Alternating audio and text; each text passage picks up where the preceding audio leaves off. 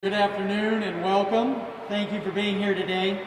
I would like to especially note the presence of many committed to the health and well-being of our city, beginning of course with Police Chief Chad Hacker, Fire Chief Tony Johnson, Director of City Operations Annette Carroll. These three and myself constitute the response task force to COVID-19 for the city of Huntington. We meet twice a week to review the situation as it unfolds in our community, and have done so since the beginning of the public health crisis. I'd also like to note members of our community that are gathered in the room with us here at Station 3 of the Huntington Fire Department. In the back row there we have the President of Huntington Parkview Hospital, Julie Johnson, Father Tony Steiner of Saints Peter and Paul Catholic Church, Pastor Bobby Kemp of the First Nazarene Church, Megan Engel, Ministry Coordinator at St. Peter's First Community Church, Pastor Josh Kessler of The Well, Lynette Dowden, owner of the Party Shop, celebrating its 100th anniversary of operations in the city of Huntington, and John Stokely, owner of the Country Post. This spring, as the mayor of Huntington, I was honored to participate in a community worship service that looked to God for protection during COVID-19 and demonstrated our appreciation to the doctors, nurses, and other staff at Parkview Huntington Hospital. Our community's enthusiastic support for the team of healthcare professionals on the front line of COVID-19 was vivid in early April when the first wave of COVID-19 hit our state. Our community remained relatively unscathed at the time during the summer as we got back on track with the rest of the state. Now, in the second wave, our hospitals are near the breaking point. Even more than a shortage of beds, there is a shortage of healthcare workers due to COVID-19 infections. Our healthcare workers are tired and overworked. Healthcare, education, first responders, and long-term care facilities are crucial to the residents of this community, and the employees and management teams of those services deserve to be recognized and applauded for their efforts to keep the populations they serve as healthy as possible during this time. The staff in these facilities are getting infected out in the broader community, and it's straining the workforce that cares for our children, our parents and grandparents, and our loved ones in hospitals. With an abundance of caution for our doctors and nurses, our business owners, our churches, and residents, the City of Huntington has recognized the need to take additional steps to coordinate our fight against COVID-19. Foundational to our government of the people, by the people, and for the people in the United States is ensuring the protection and health of our communities. In his Treatise on Liberty, John Stuart Mills argued the only purpose for which power can rightfully exercise over any member of a civilized community against his will is to prevent harm to others. This is known as the harm principle in conservative and libertarian circles such as our neck of the woods. As Benjamin Franklin once noted in his office as an elected official, local governments cannot abdicate the duty to protect residents in order to fulfill the wishes of the few who live without regard to others.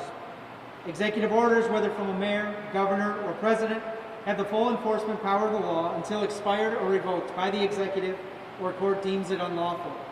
The executive order I have signed this morning has been further affirmed and recognized by the local legislative members of our city council. In accordance with the nature of the threat facing our city, this order is tied to the color-coded stages of Indiana's COVID-19 dashboard and will adjust as the threat passes or increases. It provides general, equal, and certain expectations and requirements. In light of these foundational realities, the City of Huntington is providing rules of the road so that every group, business, and individual in our community knows the expectations and obligations public health demands of them at this time to relieve our hospitals and break the chains of community transmission of COVID-19 in the City of Huntington. We've been learning from other cities and communities around the country and the world to determine what we think gives us the best chance at fighting the spread of this virus in our community together. We've also shaped these guidelines with inputs from sectors that will be most impacted by these requirements: restaurants, bars, gyms, and social gatherings throughout the community for any purpose. These are sectors where the core behavior without a mask and close proximity to others lends itself to the higher risk of spread from both those with and without symptoms of COVID-19. As a result, we are working with them to set capacity standards across each sector. At the same time, we ask that all customers and members of these groups support them by encouraging them in this difficult time. We are all in this together, whether we remember that in the moment or not. And it's a duty of each of us to recall and remember that. The city is also providing extra supports and flexibility to each of these establishments and sectors at this time to ease the burden of fighting COVID-19. And while these requirements are not enforced on religious services, we recognize that the nature of a virus is that it spreads amongst riskier behaviors regardless of whether you're singing worship hymns or top 40 hits from the radios. We are joined today by Catholic and Protestant clergy representing congregations that we know through conversations have been taking important steps to lower the risk and spread amongst the faithful of our community. One of the most threatening aspects of COVID-19 is the way that it isolates so many of us in a fog of confusion about what to do, how to look out for our loved ones, and how to weigh the risk of disrupting our normal lives against the risk of the spread of COVID-19. We commend these pastors and their leadership teams to others as examples to follow and as fellow travelers on the road to creatively consult with during these challenging times. Again, we are all in this together. Let us make sure that we look out for one another and support each other. Some of these congregations are conducting worship virtually at this time. Others have chosen to gather together with strict and certain clear guidance regarding distances and masks. Still others have foregone congregational singing to help reduce the spread of respiratory droplets in their rooms as they gather to worship. Huntington always rises to the occasion when we need to work together to face challenges, and COVID-19 is no different in that regard. We're all tired. We're all ready to move past this. And we see some hope on the horizon with the news that's been released recently regarding the optimism of vaccines that are on the way. But we recognize there are weeks and months ahead before we can all receive a sufficient vaccination to see COVID-19 diminish throughout our communities, our nation, and the world. We need to get back to the neighborly concern and courage we had back in April. It's time for us to dig deep to support one another and find creative ways to fight COVID-19 together. Happy Thanksgiving to you all, and God bless our efforts to support each other in these difficult times. As we move forward in orange status, we recognize a difference between indoor and outdoor capacity, and we encourage bars, restaurants to move towards carryout as much as possible while reducing indoor capacity to 50% in orange and exploring options for expanding outside of their walls. If we move to red, that capacity will reduce further to 25%. We encourage all restaurants to make it clear to their customers that they are expected to follow the governor's guidelines regarding masking, which includes wearing a mask until you are seated at your table, and then you are allowed to remove the mask when you have a drink or food item. Due to the risk involved with singing and the spread of respiratory droplets of COVID-19 from asymptomatic individuals, there will be no live music or karaoke while in stages orange and red, in bars or otherwise. 6 feet of distancing between households remains the guiding rule. We also call upon all college students returning from schools outside of Huntington County to seek a test for COVID-19 if they have not already, to do so as soon as possible upon their return, to isolate at home until test results are received, and isolate at home in accordance with CDC symptoms if symptoms arise in accordance with CDC guidelines. The City of Huntington is also stepping up to the plate to support these businesses in these sectors with grants to help with the expense of additional heaters or awnings during this time if they wish to create outdoor seating capacity. The Making Space initiative of the city that's authorized by this order offers additional expansion outside the walls of a restaurant to provide safe table seating outside alongside of heating units in accordance with fire code. Also the use of tents and awnings with 2 walls or less. It also allows greater flexibility for us to work with downtown businesses and others to enhance the ability for carry-out service and to also create additional space for outdoor eating or drinking. We also are recognizing the need to commission additional volunteers and or staff to facilitate contact tracing in our community so it can enhance its ability and its effectiveness. We are commissioning additional volunteers to support individuals and households staying at home under quarantine or isolation protocols because we recognize one of the greatest burdens of staying home is getting to the grocery store or other household needs. Again, we encourage you to follow public health guidelines, and we will help you do so. The final support that is available to the residents of the City of Huntington and the community of Huntington and the broader county are Living Guard masks. Through a generous partnership between the United Way of Huntington County, Pathfinder Services, and the City of Huntington's CARES Act funds, masks are being available for distribution.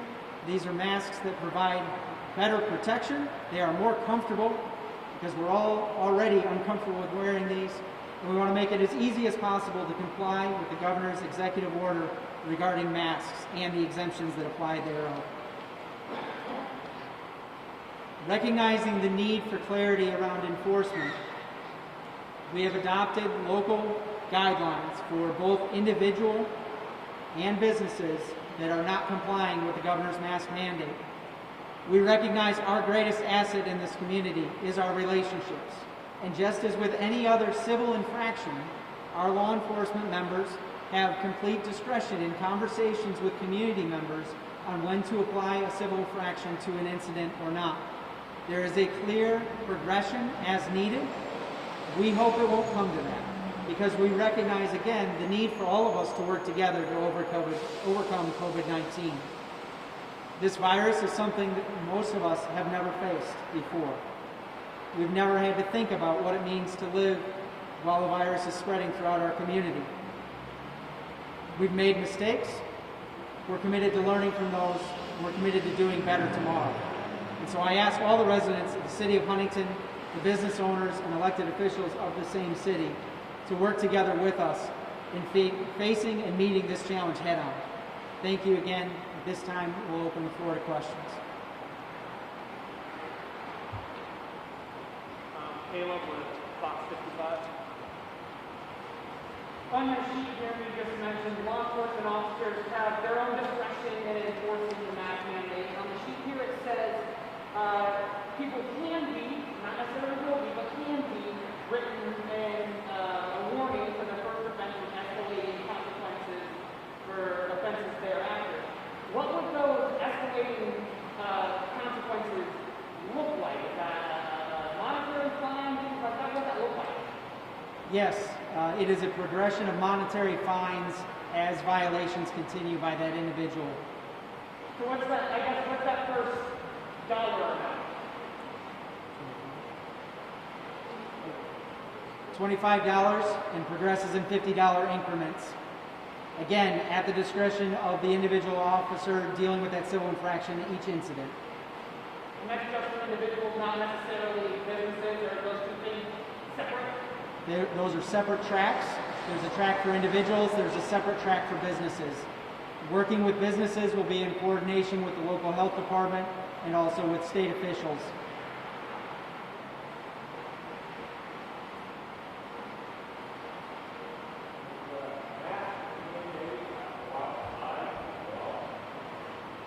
I'm sorry. The mask mandate applies to indoor spaces. It is entirely in accordance with the governor's executive order. It is not a localized mask mandate. The local government is taking steps to enforce the governor's mandate. And so we would advise any questions related to the ins and outs of that mandate to refer to the executive orders of the governor for exemptions as well as requirements.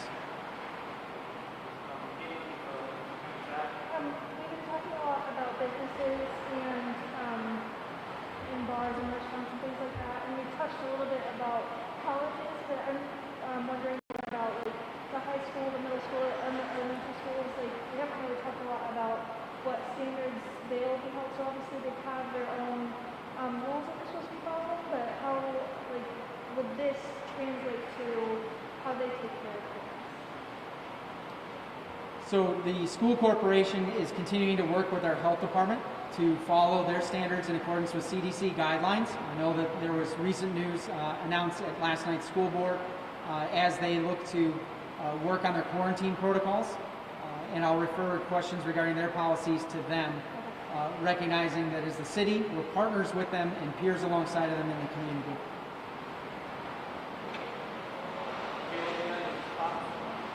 You had mentioned that some of these guidelines and new restrictions don't necessarily apply to local religious affiliations or churches. Correct.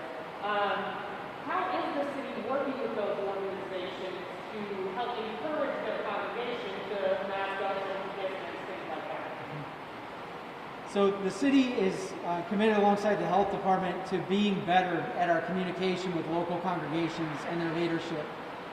Part of that is we want to make sure that they are networked and connected with each other as examples and peers to learn from.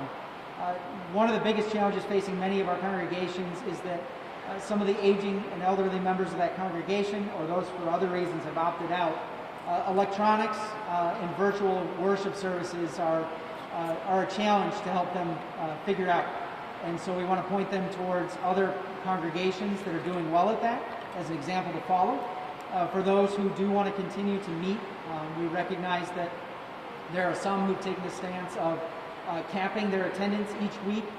There are others who have opened attendance, but they have distanced everything throughout and required masks throughout the service.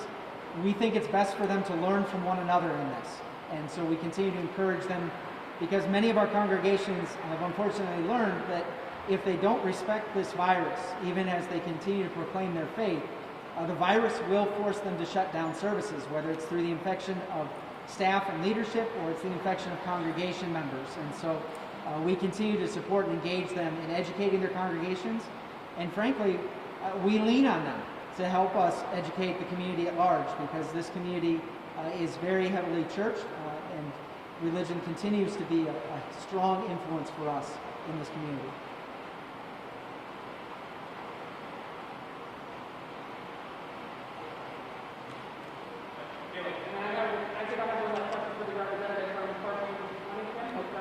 Parkview Huntington would be Julie Johnson. Okay, yeah.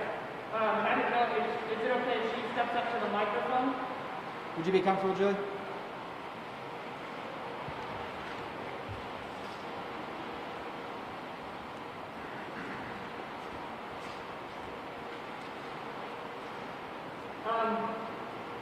The mayor talked about how, in general terms, the situation looks like at Parkview Huntington in regards to COVID-19 notification and staff.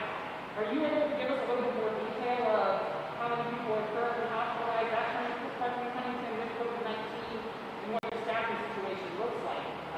For example, I know my wife works full tech, and she is covering COVID shifts for her coworkers who unfortunately have come down with COVID-19. So what do both of those situations look like within the Parkview Huntington Hospital?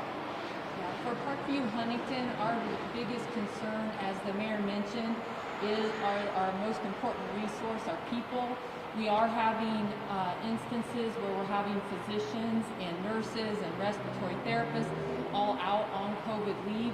So that's why we're just so strongly asking the community to make sure that you're masking up and following the guidelines, because we need to be able to keep our people healthy so that we can care for all of the others in this community. So definitely something that we keep a close eye on, and that, in our opinion, is our biggest concern at this point, is the staffing. Capacity, we are managing well.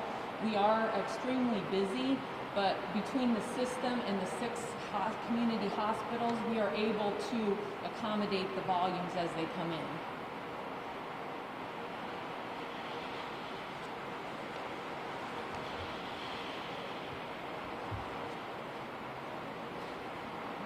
Any further questions?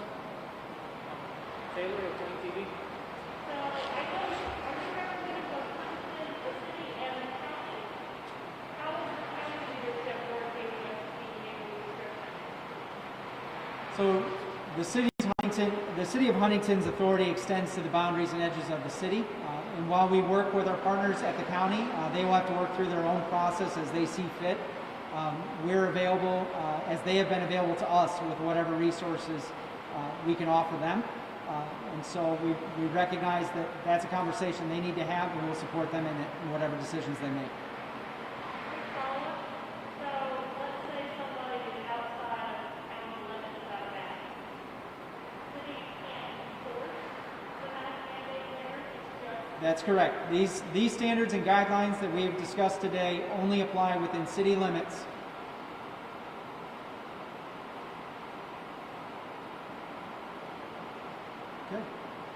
Well, thank you all again for attending today and making time to be here. Happy Thanksgiving to you and your families. We encourage you to gather, again, only with the members of your immediate household in order to break the chains of COVID-19 in our communities. Thank you all. Have a great day.